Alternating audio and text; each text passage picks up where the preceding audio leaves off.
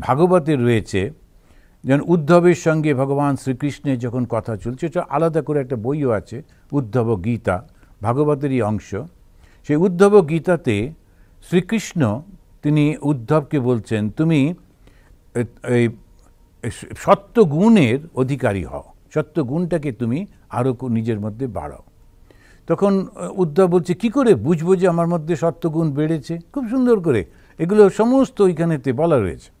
তখন ওই ভগবান বলছেন, যখন তুমি দেখবে যে আমার কথা শুনতে, ভগবানের কথা শুনতে তোমার ভালো লাগছে, এই নয় যে তুমি আচ্ছা সময় কাটাতে যাচ্ছ, কিন্তু খুব ভালো লাগছে কথা শুনতে, যেখানে যখন ভগবানের কথা হচ্ছে ছুটে ছুটে যাচ্ছে, গিয়ে সেটা শুনছে, তখন বুঝতে পারবে যে তোমার মধ্যে সত্যগুণের উদয় হয়েছে।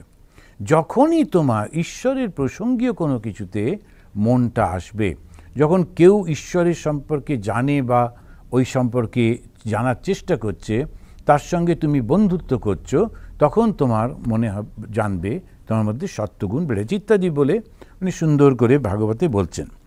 এখন এখানেই ঠাকুর বলছেন, এটা গেল সাধারণ, কিন্তু যারা এগুলো সমস্ত পেরিয়ে গিয়ে তারা একেবারেই ঈশ্বরের সঙ্গে সর্বদা থাকে, তথাপি ঈশ্বরের কাজে সহায়তা করবার জন্যে মানুষের শরীর গ্রহণ করে, জন্মগ্রহণ করে, সেই রকম তারা হচ্ছে এই নিত্য সিদ্ধ, তারা হচ্ছে এই রাখাল, এই নরেন।